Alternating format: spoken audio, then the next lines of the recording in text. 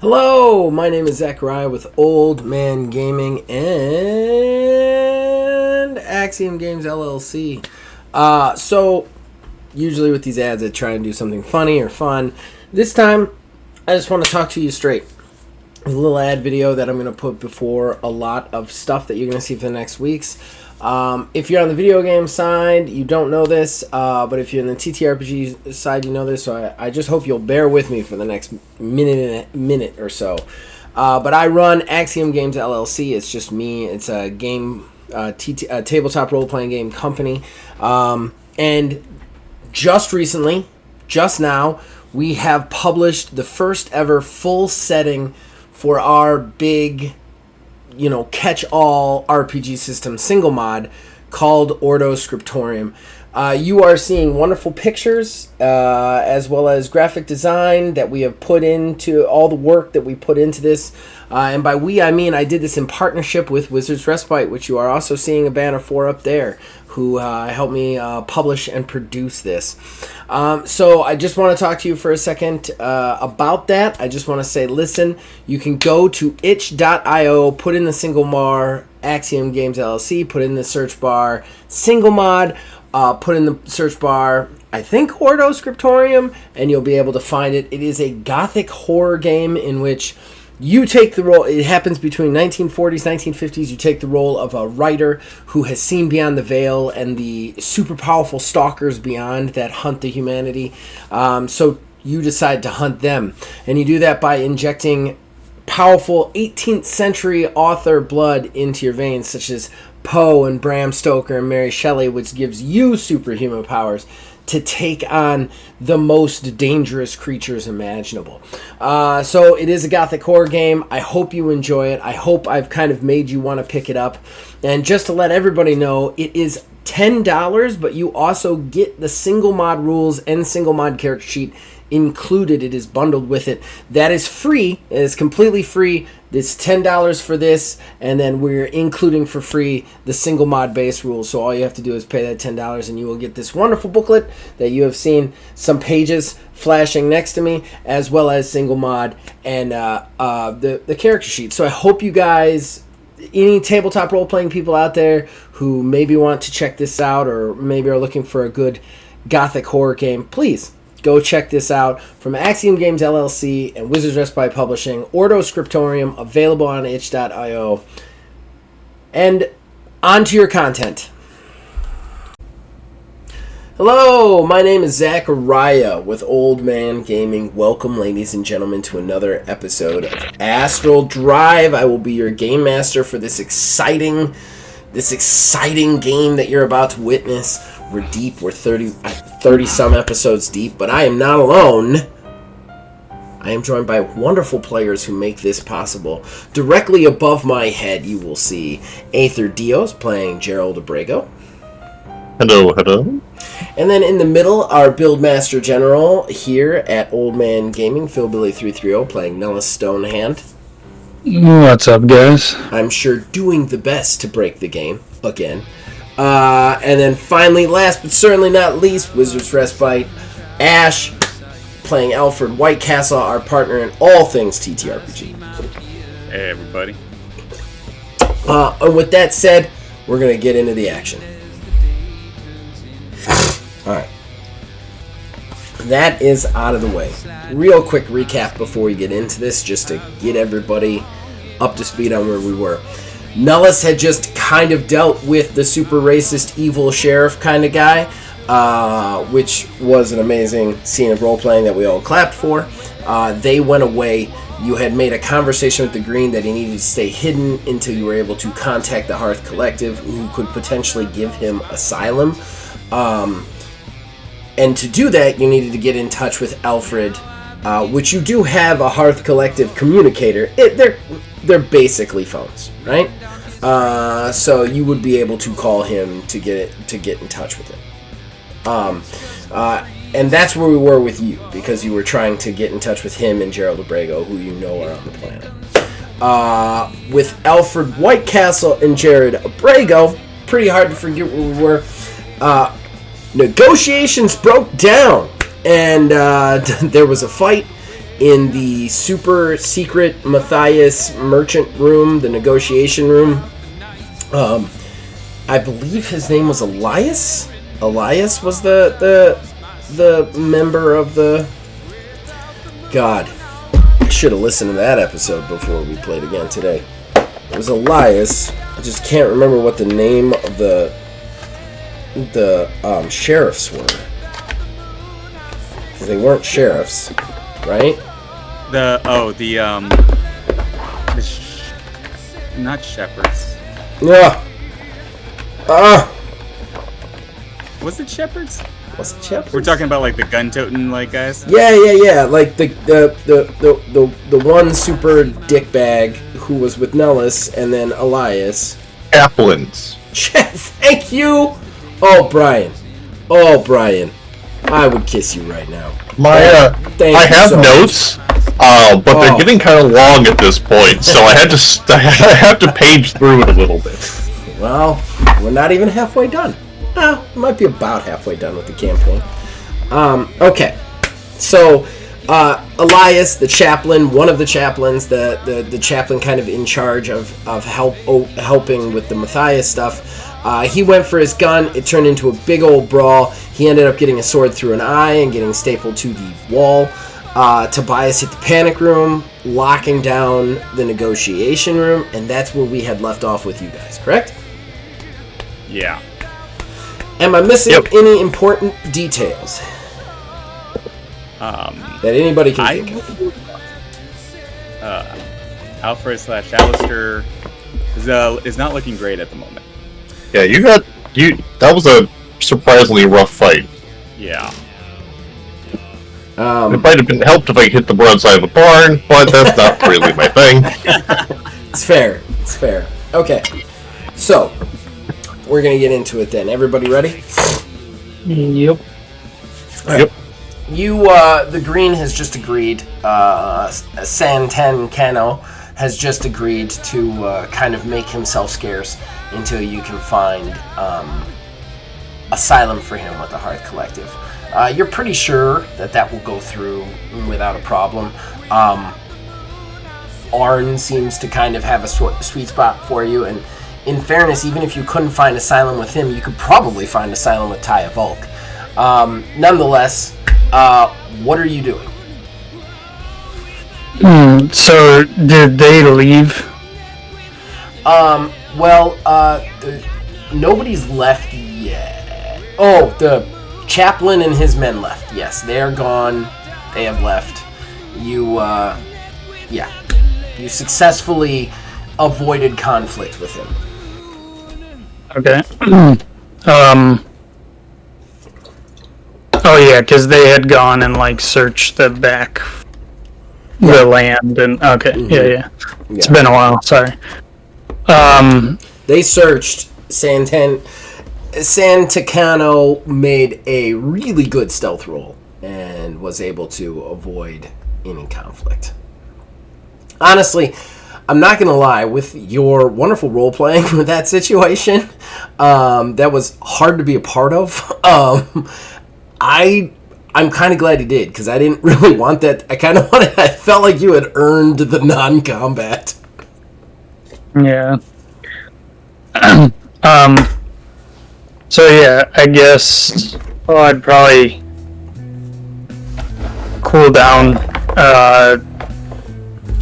and explain to Isabel and Job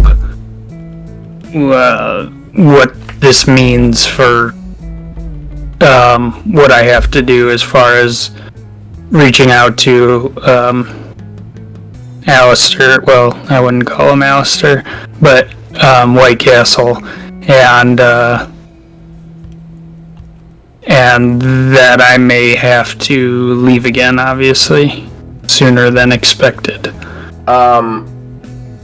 Yeah, the dad is still extremely upset.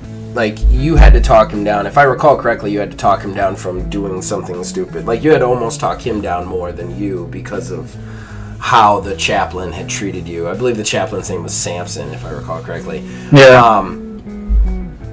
So he just kind of puts his hand on your shoulder and goes, "Son, you do whatever you got to do. I'm gonna go help Santacano. Santacano, thank you. I'm gonna go help Santacano find a better place to hide. Though I don't know that he needs it." And then he kind of walks off with him, and Isabel comes over, and you can see she's a little upset that you're gonna have to go again so soon. But she goes, I get it. This is kind of the life you chose. And then she just kind of looks at you, and you can see that her eyes are wet. Give me a charisma empathy check. Now, just a reminder to everybody out there, we're on 2.0 rules now. So the difficulty, I'm going to give him the difficulty, which is a 10. If he beats that by 5 or more, he gains momentum. If he does not, if he doesn't, but if he fails by 5 or more, I gain a momentum.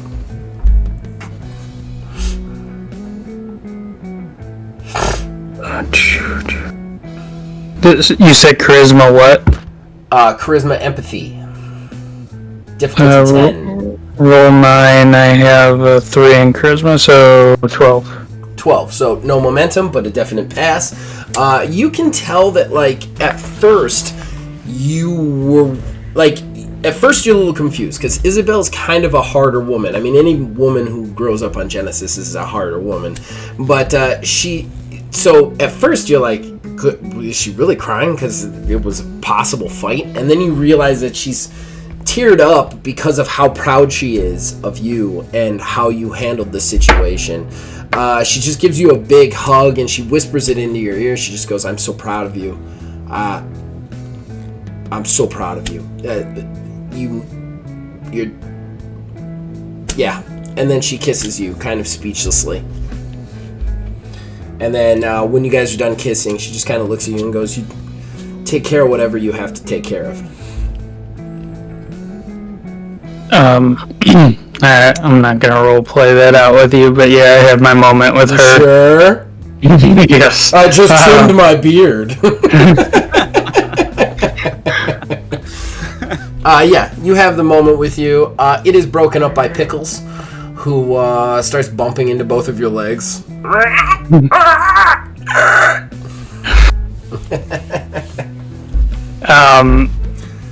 I suppose my next step would be I would try to communicate with White Castle to find out their location and explain to him that I have some stuff to talk about. So your communicator, your standard issue Hearth Collective communicator, is still in the house. You didn't feel you needed to take it with you. The only reason you had the Tie of Valk one was because it's hidden in your gun belt. We already talked about that last time, if I recall correctly. That being said, as you walk in, we're going to switch over really quickly to Alfred and Gerald. You'll understand why in a second. Alfred, door's locked. Gerald, Elias slumps down. You pull the rapier out of his eye. He slumps down. Gerald lets him go. You see, man, I wrote it down. The dog's name. Give me the dog's name again. You can't say it. I'm gonna say it, but like whether I can bother pronouncing it is just. I had it last time. It's just been too long. What? Itad. Itad just turns towards Tobias and starts to growl. You see all the hairs kind of stand on end for him. You see Tobias Pelton kind of step back. He's like, like I said. Wait, how did I do his voice? Does anybody remember how I did his voice? It was kind of like preppy, right? I think it was. Oh, like I said, there's nothing you can do. We're locked down. There's no exit. And as he's saying that, Itad just keeps creeping closer, teeth snarling. It's at this point, though, we notice a slight change in Tobias. You see him kind of stop, his hands shake, and then his head kind of drops back, kind of twitching slightly. You hear him mumble a couple of words. I'll give you both perception awareness checks to oh no! To figure out what those words were. Yeah, I need to get some momentum out of you. Babies. Sweet babies. I'm going to be getting so much momentum out of Gerald. Just for everybody out there, too, who has not picked up the new version of Single Mod, you can no longer use momentum to reroll. Momentum is used for additional attacks. It is used to give yourself advantage on defense rolls or advantage on non-contested rolls. It's such a pain for me. But we don't call it advantage because I don't want to get sued, but it's the same basic principle. 16? I got 10. Yes. 10 and 16. Okay, so Gerald, you actually get a momentum then. Alfred, you just barely fail. So you kind of make out something like no, like it's like you kind of feel like it's a protest. Whereas Gerald, you hear the voice and he goes, no, I got this, and then he just is cut off.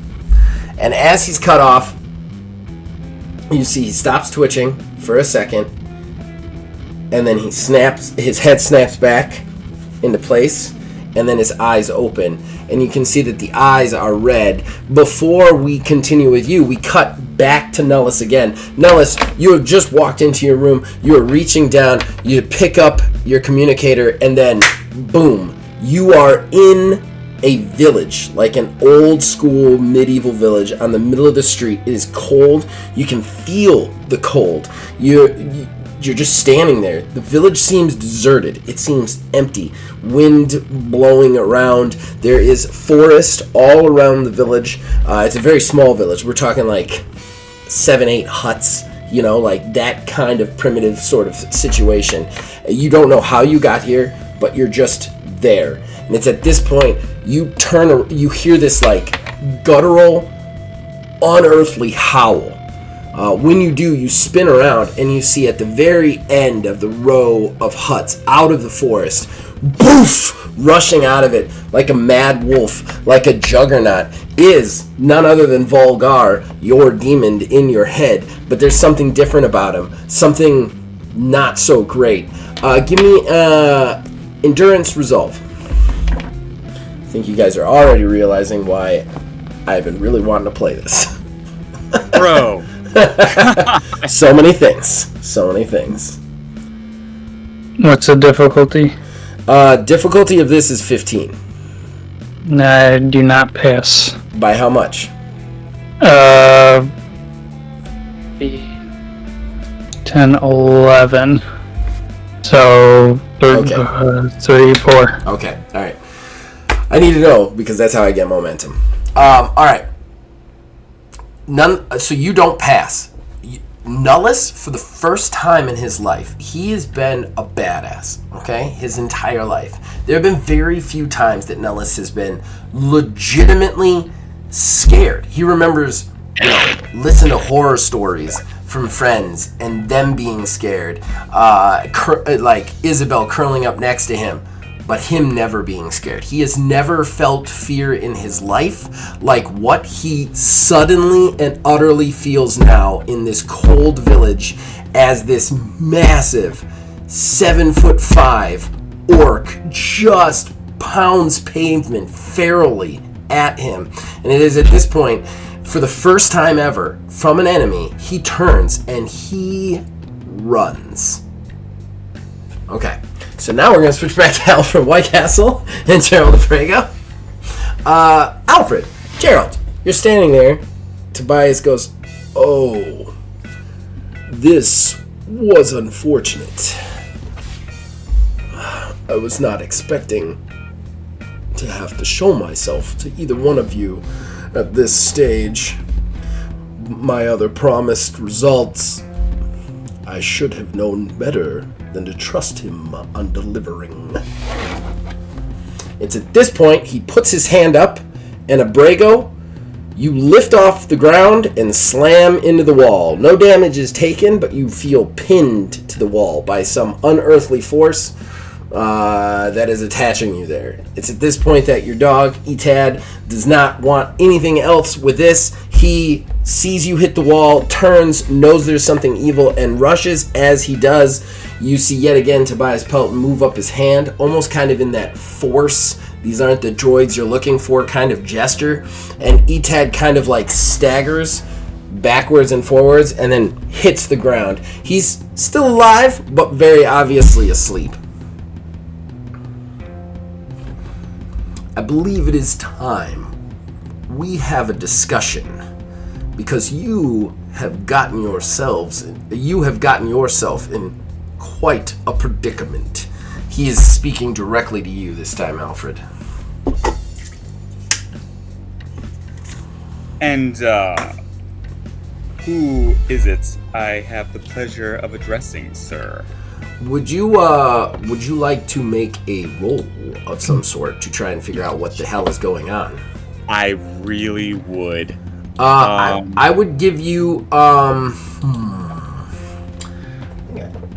maybe knowledge. Don't have knowledge. I just went to try to roll anyway, but there was no chance that Gerald was gonna have any idea what's going on. I just thought I'd YOLO it. No. Very paralyzed with confusion and concern. Remember, if you fail by more than 5, I get a momentum, so don't YOLO it unless you want to give me momentum in the future. Alright, give me, yeah, it would be knowledge, unfortunately, for you, sir. It would just have to be. It's like general knowledge, so.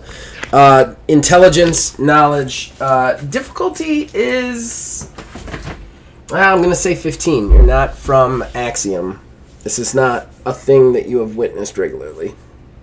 Okay, so it is, so it's just intelligence.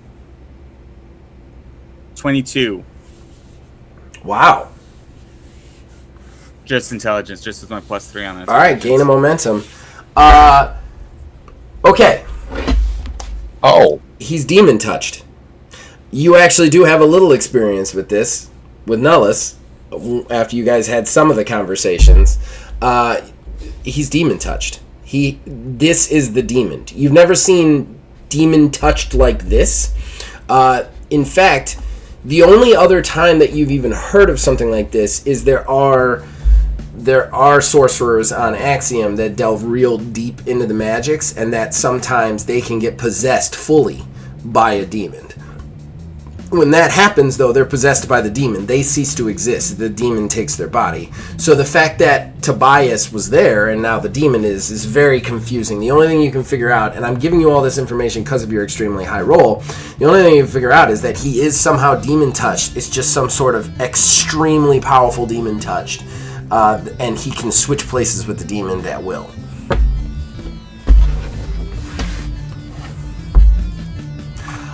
He kind of, you know what? I'm going to give him a roll real quick for something. I think the blood-covered Eldritch die will be perfect for this. Of course it is. That's not ominous at all. He seems to, you see his face actually crick in a smile as he almost recognizes, like you fail to mask your recognition in your face, and he's like, a learned man, if I could call you that. You may call me Zalanx. And yes, you are correct. I am not born of this plane of existence. Though you take enough of an interest in it to take control of one of this world's leaders. My interests are not your problem, Alfred Whitecastle. We're gonna cut away. Back to Nullis. Nullis, you are sprinting frantically through the forest, experiencing fear for the first time. Give me another endurance resolve roll. It's going to go down to a 10 this time for the difficulty. 14 total, so I got it, but didn't gain. Okay, so you finally, you hide behind a tree, get behind a bush, start to think. Like, you kind of start to push away that adrenaline pump that has just been flooding your brain and start to use your logic. Like, okay, I gotta think my way through this. I've got to stop being afraid. I've got to handle this. And you manage to get the fear down. You can still hear Vulgar howling and hunting you through the woods, without a doubt. What do you do? Before you ask, you do not have your guns. You are dressed. You are dressed in weirdly tribal, like, orc attire, like what Abrago's wearing, basically, like hide and shit like that. You do not have a weapon of any sort. I think I would shut my eyes and be like, "It's not real. Calm down. This isn't real. It's not real." Give me a knowledge intelligence check.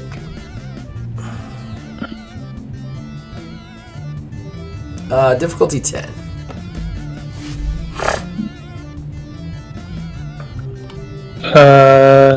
Nope. And by more than 5. Oh, yay. Momentum for me. Alright. You are trying to tell yourself it's not real, but nothing is fading. Nothing is going away. You still feel the wind chill on your face. You are sitting in the snow. It is numbing your ass and upper thighs. You feel the scrape from the bark on your back, and you can certainly hear the howls of Vulgar, who somehow is getting closer to you.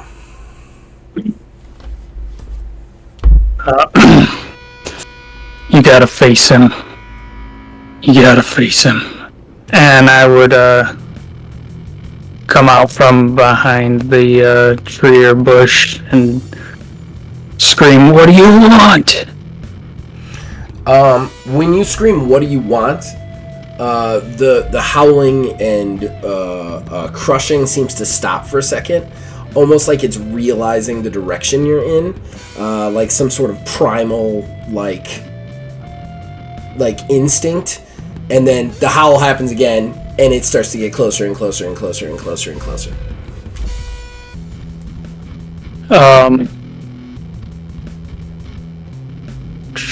This is such an interesting situation, because I'm gonna say this right now, Phil. A lot of things could become very different depending on how you handle this situation. I'm going to attempt to enshroud my area in darkness. You are unable to make your nose bleed.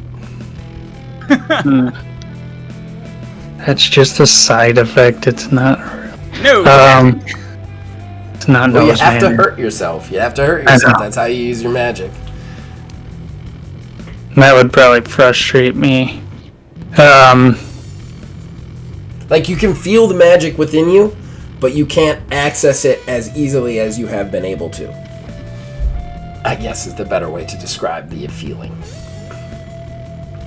Because in fairness, as far as the backstory of Nullis and the way he casts his magic, he does not cast it in the traditional sense. Yeah, I take damage. But it's like an accidental workaround. He doesn't really quite realize that's the way he's casting it. You know what? I'm going to do this. Before you even cast this spell, intelligence spellcraft check, we're going to make it a difficulty of 15. It's possible.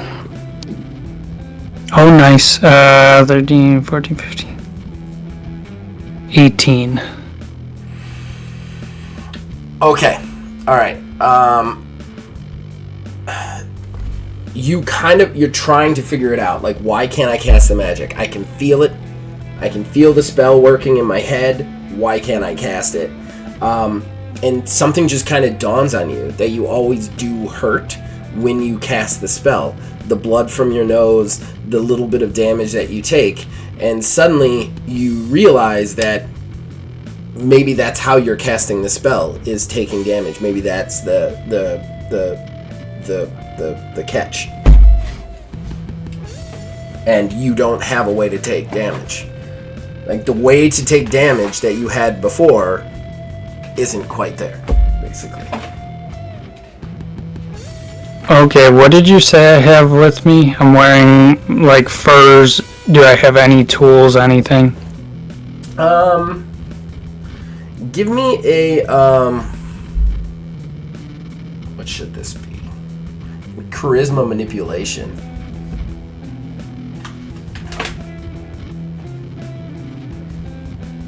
10 is the difficulty.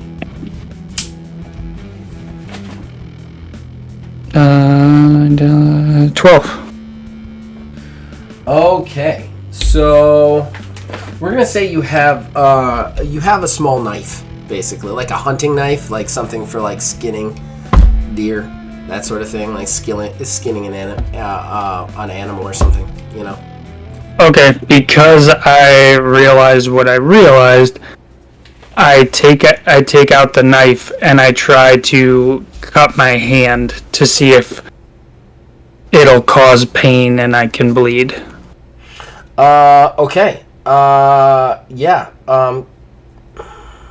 Yeah. How much damage do you have to take for that spell? It's not much. Shoot. I think it was only like a couple. 2. 2? Alright, take 2 vitality damage. Alright, so you take 2... Actually, no. Better yet. Give me a melee force check. Difficulty is going to be 10.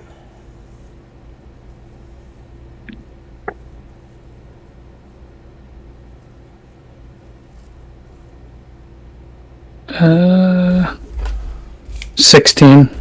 GM, I can't do that anymore. Never mind. Okay. Gotta remember how I use my GM too.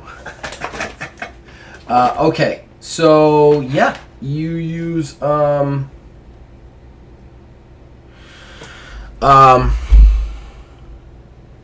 so you got 16. So you kind of bring up the knife. You make an incision. Where are you cutting yourself?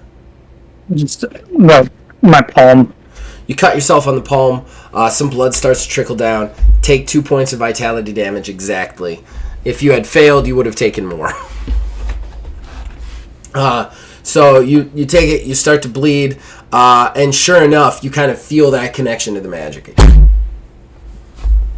And it's at that point that you're gonna have to roll initiative because he breaks the tree line.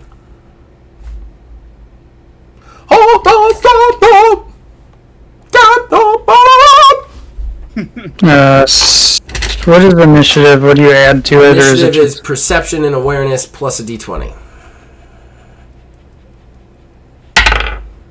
19. You beat him. He got a 17. Well done. All right, so wait before you action. We're going to switch over to the other guys. All right, so Alfred. Abrego was pinned up against the wall. He said what he said. Doggy's asleep. Thing's staring at you. It would appear that I do, in fact, have an invested interest in seeing how this turns out. I look around at the dead body behind me. Perhaps this would be a good time for us to parley. I'm glad you show reason after all. He turns. He flips a switch on the underside of the desk, and you see the bookshelf behind the desk start to slide open. He goes, "A sealed room with no escape. My other would never allow such a thing. He is the only one, however, who knows of this. I will have to let that door down, or other minions of Matthias will come through. And if you are on the other side, there will be nothing I can do. So I am going to say this. This is the deal. Abrego stays here. He stays with me. He will remain safe, as will his pet, until such time as you return with the Missionary One. That will be the exchange." The Missionary One for Abrego. Yes. He then opens a drawer, pulls out like a little envelope and hands it to you. You will find inside coordinates on Genesis of a ship and a small crew. They are not necessarily... They are not necessarily beholden to me, but they are willing to take you where you need to go, to the actual coordinates of the Missionary One. Are you familiar with the Scala? Scala. I think I said that right. I might not have said that right. I don't... I gotta check. Hold on one sec. I don't have Astral Drive printed off, so I have to check that.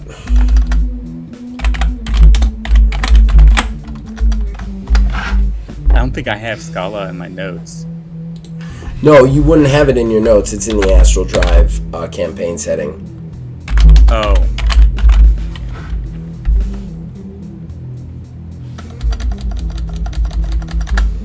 I don't recognize it.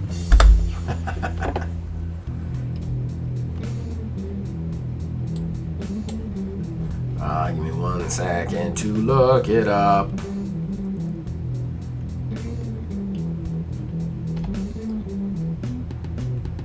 Scalera, sorry. The Scalera Plague and the Pale. Are you familiar with the Scalera Plague? In You passing, are. yes. You are. The Scalera Plague is the reason that Astral Drives, when jumping, you can only make so many jumps before you have to take a rest, and the jumps have to... the reason that you can only take so many jumps before you have to take a rest, because there's something about jumping through that eventually it's this sclera where like your eyes go completely white, you become kind of like a weird kind of half zombie. It is in the Astral Drive campaign selection. Yeah, I remember And that. then the weird things about them is they become kind of like extremely pale. They just fly their ships off into other ships of Scalara, and then they just hang out there. They have the ability to use all the skills of the person that existed before, but they don't have any ability to communicate or talk, and no one can really figure out what their deal is. But it's almost like going into the astral plane so many times hollows out people if you do it too much. I'm aware of the Scalera Plague, yes. It is unfortunate that the agent who was to bring the Missionary One to me had made too many jumps. It took quite a bit of intel, but we are aware of a pale hive. That is where the Missionary One is. The coordinates are in this envelope. And again, as well as the coordinates of the ship that will take you there. Get a crew together, acquire the Missionary One, and bring it back to me. So you were not of the individuals who stole the ship? They weren't working on your behalf? Oh no, they were. He had made too many jumps. The Scalara took him. I see. And now you need me to take it back from these, this hive, the Scalera hive. Just like you need your friend to be in one piece when you return. And how am I to do this without a Brago by my side? It is his DNA that activates the key for the ship. Ah, yes. The key for the ship. Well, you are an industrious person, and the ship that I am providing you with has towing capabilities. A Brago does not leave.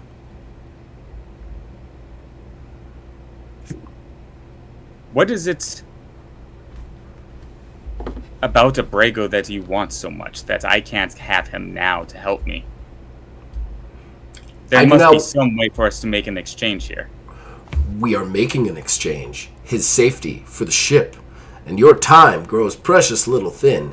And while he kind of smiles at you, and you're surprised with the information he gives you, while a vampire can take on quite a bit, I highly doubt you will be able to take on the entire compound by yourself. I look up at a Brago. Is he conscious? Gerald has been listening to all of this. Oh, so I'm just physically restrained. Yeah, you're physically restrained. I get no save or struggle or anything. No. I'll give you a save. Go ahead. Give me endurance. We'll do endurance resolve difficulty 20. Oh, wait. Before you do that, let me make sure I know how to spend my momentum. If I can remember what page it's... There it is.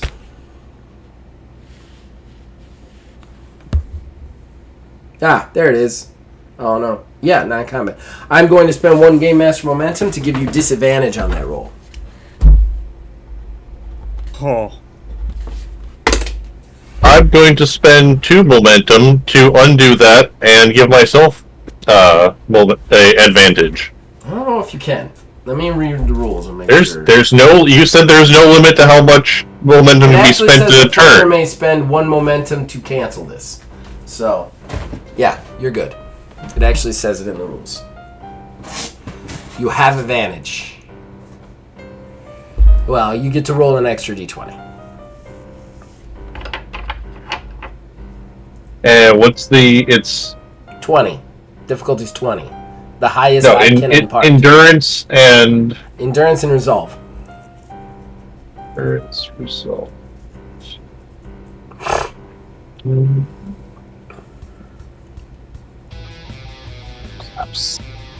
18. Oh, you actually feel your you start to pull away, and you actually see 1 little bead of sweat on Tobias's brow as he has to concentrate to pin your arms back, and then he goes, "This body just does not have the potential I require.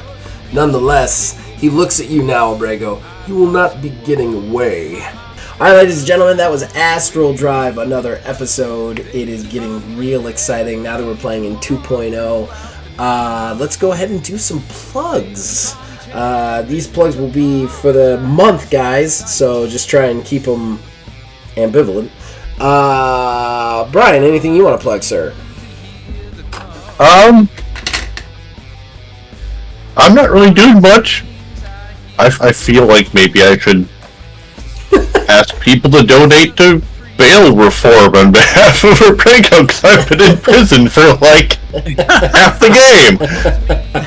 Next. Okay. Philby, anything you want to plug? Well, for Brian, check out his stream. It's live. Yeah.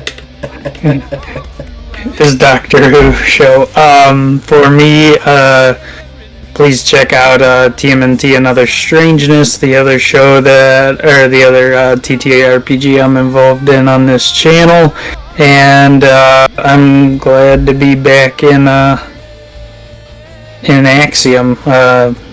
It's been a minute, so it's fun to get back into this one. It has. We had to take a little extended time there, but we're back. Alfred, Wizards Respite Ash, what do you want to plug, sir? As always, wizardsrespite.com, website dedicated to all things TTRPG. All of these shows can be seen there. Everything TTRPG that we're doing here is going to be at the Wizards Respite, as well as a new game. It's going to be something that Zach and I put together. It's called the Ordo Scriptorum. Really excited about it. It's built off of this rule system and has a gothic horror theme to it. You've done the characteristics of gothic horror writers such as Edgar Allan Poe, Mary Shelley, to do battle against the forces of evil. That will be sold there. It's also going to be at itch.io. I'm sure Zach's going to be talking a little bit about it, but like I said, it's built off this game as its backbone, and it's a lot of fun. Yeah, I'm definitely going to be excited about it. It's great, and for only $10, you get not just the game, which is huge and very beautiful thanks to Wizards Respite, but you also will get single mod for free as a throw-in. So just $10 for the whole kit and caboodle. That being said, he covered most of that. Please go check that out. Itch.io. Just search. You could search Axiom Games. You could search Single Mod. You could search Ordo Scriptorium. They're all there. We have so much TTRPG stuff coming out right now that it would be impossible for me to plug it all. We're doing Last T-Shop, Bite-Sized Games. There's so many little things that we are doing right now on the channel. So just check them out. Whatever you're into. Whether it's TTRPGs or video games, I am pretty sure we have something for you. Like, it's kind of insane the amount of content that's coming out on Old Man Gaming right now. So please check it out. We also have t-shirts. Wizard has his own t-shirts, but I have t-shirts as well. They are all sold through wizardsrespite.com. Please go check them out.